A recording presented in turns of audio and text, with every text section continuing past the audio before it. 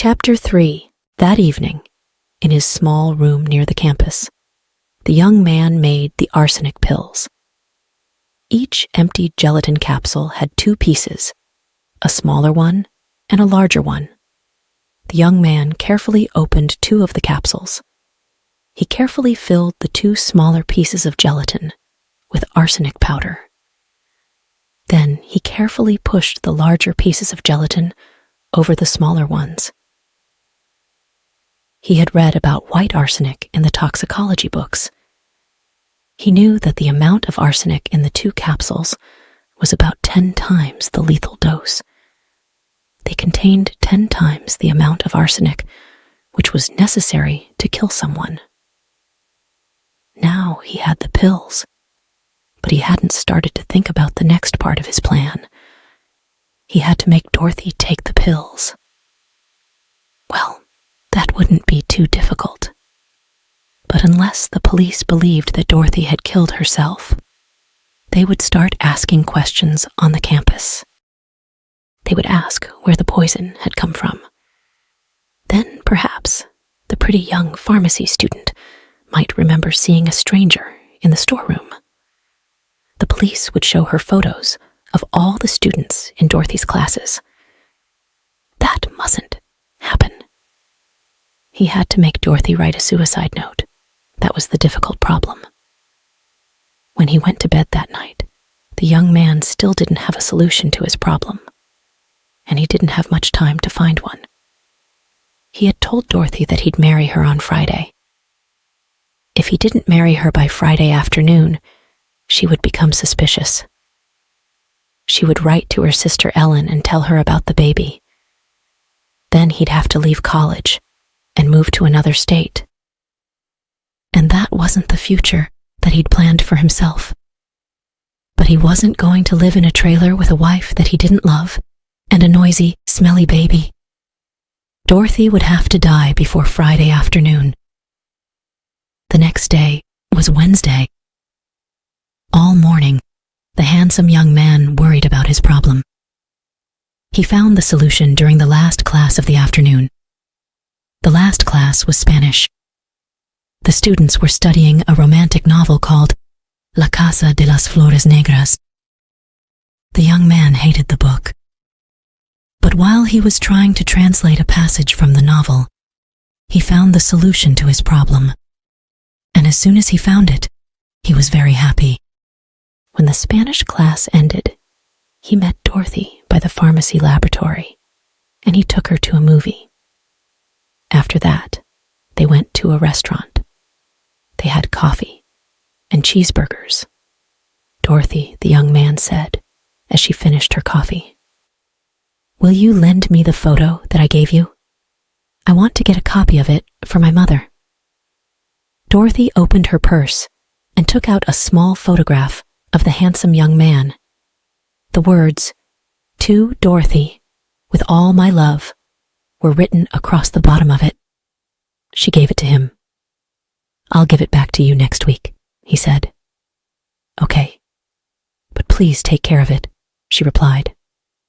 "I want to keep it forever." When they left the restaurant, the young man took her back to his room and made love with her. He felt sorry for her. This was only the second time that they had made love, but it would be the last time too. As soon as she had gone back to her dormitory, the young man burned the photo. He didn't want the police to find anything that connected him with Dorothy. The young man's first class on Thursday was economics.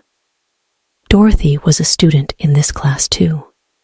She came into the room as the lecturer was starting to speak. She sat next to the young man, and she smiled at him happily. The young man wrote some words on a page of his notebook. He showed them to Dorothy. "Please take notes for me. I have to finish some Spanish translation for my class this afternoon." Then, for 20 minutes, he pretended to write a translation of a passage from La Casa de las Flores Negras in his notebook. At the end of that time, he stopped writing, and he looked very puzzled for a minute. the young man tore a small piece of paper from his notebook. He quickly drew a picture of Dorothy on one side of it. Then he turned it over. On the other side, he wrote some words. "Can you help me? I don't understand this. Querido, espero que me perdonares por la infelicidad que causare. No hay ninguna otra cosa que puedo hacer." He passed the piece of paper to Dorothy. She read the words quickly. Then she turned the paper over. She was going to write the translation on the back, but she saw the drawing, and she smiled. She turned to a new page in her own notebook and wrote the translation on that. She tore the page from the book and passed it to the young man. And as he read it, he knew that everything was going to be okay. "Darling, I hope that you will forgive me for the unhappiness that I will bring to you. There is nothing else that I can do." Now he had Dorothy's suicide note. During the afternoon, the young man went to a room on the campus where there were several typewriters. Any Stoddard student could use these. He typed an address on one of his white envelopes. Miss Ellen Kingship, North Dormitory, Caldwell College, Caldwell, Wisconsin. She tore the page from the book and passed it to the young man. The young man met Dorothy after her last class of the afternoon. "I have just talked to my friend, the friend whose uncle owns the drugstore," he began. "He told me that he gave me the wrong pills on Monday." The young man took an envelope from his pocket. "These are the right ones," he said. "You must take them tonight, but I don't want to take any more pills." Dorothy said nervously, "I'll want to get married tomorrow." "Dorothy, listen to me," the young man said. "If we have this baby now, it will grow up in a trailer. It will have a bad start in life because its parents will be poor. Please, take the pills, Dorothy. We'll get married soon anyway. But I want to meet your father first. Then we'll have some money. We won't have to live in a trailer. We can live in a real house. We'll be so happy. And we can have a baby next year, darling." "No," Dorothy said miserably. She started to cry. "No, Dorothy, please do this for me," the young man said, putting his arms around her. "I know that you want the baby, but you're only thinking about yourself. You aren't thinking about me or the child. Don't give our first child a bad start in life." Suddenly, his voice was cold. "If you won't take the pills, Dorothy, I won't marry you. You'll have to ask your father for help. What will he say?" They talked for half an hour. Finally, Dorothy took the envelope from him. "Take the pills at about 10 o'clock this evening," the young man said. "If these pills don't work, I'll marry you tomorrow afternoon. I promise you that." Then he held her hand for a moment, and he left her. Slowly and sadly, she walked towards her dormitory. At 10:15 that night, the handsome young man went to a telephone booth in the street near his room. He phoned Dorothy's room at the dormitory. "Did you take the pills?" he asked her. "Yes," she said. "I took them at 10 o'clock. "Thank you, darling," he said. "My friend said that you will probably feel some pain half an hour after you've taken them. You mustn't worry about it. Don't tell anybody. The pain will soon go. You'll be okay in the morning. Good night, darling. I'll see you tomorrow." "Good night," she replied. "I love you." The young man put Dorothy's translation from La Casa de las Flores Negras into the envelope with her sister Ellen's address on the front.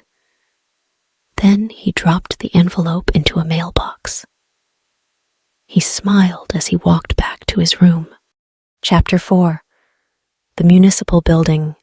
The handsome young man was early for his first class on Friday morning. The philosophy lecturer hadn't arrived yet. 3 girls were talking in a corner of the room. They were excited about something, and the young man was worried. Were they talking about Dorothy? Had somebody found her dead body already? That would be bad. Dorothy's sister Ellen wouldn't get the note until after 3 o'clock that afternoon. If Dorothy's body was found before that, the police would come to the campus and ask all the students in Dorothy's classes questions. The young man had hoped that nobody would start to worry about Dorothy until the evening. As soon as Ellen got the note, she would phone the university office. Then the police would be sure that Dorothy had killed herself, even before they went to the dormitory. Then they wouldn't ask questions in her classes. The lecturer arrived, and everybody sat down. The handsome young man tried to forget his worries. He tried to listen to the lecturer's words. He heard the door of the room open, and he heard somebody come in. He didn't turn his head, but when somebody sat down next to him, he looked around. Suddenly, he wanted to scream. His skin felt cold, and he thought that he was going to throw up. Dorothy smiled at him and passed him a piece of paper. He waited a few moments, then he read the words on it. The new pills didn't work either. Oh, God, the young man thought desperately. Why did I trust her? She didn't take the pills. She wants to get married right away, so she didn't take the pills. And at 3 o'clock, her sister will get the note. Then she'll phone the campus. And then there'll be trouble. He stopped listening to the lecturer, and he started to think hard about his problem. The suicide note was on its way to Caldwell. He couldn't change that. He looked at his watch. It was 10 o'clock. The note would reach Dorothy's sister's dormitory at 3 o'clock that afternoon. So in the next 5 hours, Dorothy has to die, the young man told himself. And everybody must think that she killed herself. What can I do? But soon he had an idea, and he felt calm again. Dorothy believed that she was going to be married that afternoon, and people in Blue River often got married at the municipal building. The marriage license bureau was there. People had to go to the bureau to get a license before they could be married. And there was a judge's office in the building too. If 2 people didn't want to marry in a church, the judge could marry them as soon as they had their license. And the municipal building is the highest building in the town, the young man thought. It's 14 stories high. If someone jumped from the top of it, they would certainly die. At the end of the philosophy class, the young man spoke quickly to Dorothy. "We'll get married today, darling," he said. "Will you wait for me by the pharmacy laboratory? I have to call somebody. I won't be long. Then we can make our plans." The young man went to a phone booth. He asked the operator for the number of the Marriage License Bureau. He dialed the number. "Is this the Marriage License Bureau?" he asked when somebody answered. "When is the bureau open today, please?" The clerk told him that the bureau would be open until 12 o'clock, and then from 1 o'clock to 5 o'clock in the afternoon. The bureau would be closed for an hour between 12 and 1. That was when the clerks went out for their lunch. A few minutes later, the young man met Dorothy outside the laboratory. She looked nervous. He smiled at her. "We'll get married right away, darling," he said. "Don't worry about the baby. Everything will be okay." "Oh, I'm so happy that you aren't angry about the baby," she replied. "I want to marry you so much."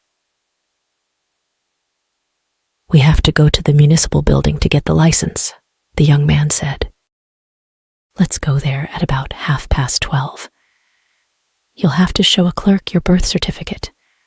Don't forget to bring it. Okay. I have to get some clothes from the dormitory, and I have to buy some gloves, Dorothy replied. I'll meet you here at 12:15. She kissed him, and she walked quickly away. When Dorothy met him again, she was wearing a beautiful green suit, a green belt, a white blouse, a blue scarf, and white gloves. She had put on some bright red lipstick. My birth certificate is in my purse, Dorothy said. I'm so happy. They rode on a bus towards the town center. It was 20-1 when they arrived at the municipal building. As they reached it, the young man saw something that worried him. He'd never looked at the building carefully before. Now he saw that the sides of the 14-story tower were not completely straight. Stories 7 to 12 weren't as wide as stories 1 to 6, and the top 2 stories weren't as wide as stories 7 to 12. If the roof of the 12th story is very wide, I might have a problem, the young man told himself. Everything is going wrong today. The 2 young people entered the building. In the lobby, they looked at a list of the offices on each story. The Marriage License Bureau was on the 6th story. They got into an elevator, and they went up. They got out of the elevator at the 6th story, and they quickly found the door of the Marriage License Bureau. There was a sign on the door. The bureau was closed until 1 o'clock. I'm sorry, Dorothy, the young man said. I'm so stupid. Why didn't I check? Then he smiled. I have an idea, he said. Let's try to get up to the roof. The view from there must be wonderful. They walked back to the elevator, and they went up to the 14th story. When they got out, they saw an iron door opposite the elevator. The young man pulled it open. Beyond the door were some iron stairs. The young man closed the door behind them, and they started to climb. At the top of the stairs was another iron door. It hadn't been opened for a long time, and it didn't move easily. But the young man pushed it very hard, and at last it did open. Dorothy and the young man smiled at each other as they walked out onto the roof. We're so high up here, Dorothy said. Near the door was a tall metal frame. At the top of this was the red light, which the young man could see from his window every night. The handsome young man looked around him. Each side of the roof was about 150 feet wide. All around the edge was a brick wall, about 3.5 feet high and a foot thick. But the building wasn't solid. In the middle, it had a big square air shaft. Each side of the air shaft was about 30 feet wide. There was a brick wall around the air shaft, too. It was the same height and thickness as the outer wall. Come to the edge, Dorothy, the young man said. Look at the view of Blue River. He led her to the outer edge of the roof. While Dorothy was looking out over the town, the young man looked down. Only 2 stories below them was a wide stone ledge. It was the roof of the 12th story. If she only falls onto that roof, she won't be killed, he thought. I'll have to push her into the air shaft. He led Dorothy back towards the middle of the roof. He leaned over the wall of the air shaft. The sides of the shaft were straight. He could see the ground 14 stories below him. Suddenly, he felt good. Nothing else will go wrong, he told himself. Everything will be okay now. Let's sit on this wall and smoke a cigarette while we wait, he said. The bureau will open again in 15 minutes. He took Dorothy's purse and he put it down near the wall. He lifted her up until she could sit on the wall. Then he got up too and sat beside her. He lit cigarettes for both of them. They smoked silently for a few minutes. Then they talked about their future in the trailer park. "It will be fun," Dorothy said. "We'll have a home of our own." She finished smoking her cigarette and dropped the end of it onto the roof next to the wall. The young man looked at the cigarette end. He saw the red lipstick on it. He smiled, and he threw his own cigarette end into the air shaft. He jumped down. Dorothy was still sitting on the wall. The young man held both her hands. "I'm so happy that those pills didn't work, darling," he said. "You're right. It will be fun in the trailer." "Do you really think that?" she asked. "Are you really happy that the pills didn't work?" "Yes, Dorothy," he replied. "I want to have this baby too. I know that now." He smiled. This was the time to push her. But there was something the young man wanted to hear first. He was going to kill her anyway, but this would give him an extra reason. He knew what she was going to say next. "There's something I must tell you," Dorothy said. "I lied to you. I didn't take those pills last night. I threw them into the toilet. I wanted to get married to you so much. Will you forgive me, darling?" Her last word turned into a scream of terror as the young man pushed her with all his strength. She fell backwards off the wall into the air shaft, screaming as she fell. The young man was already running towards the iron door when he heard Dorothy's body hit the bottom of the shaft. 3 minutes later, he was in the street. He was walking slowly away from the municipal building. After another minute, he saw an ambulance going towards the building. She fell backwards off the wall into the air shaft.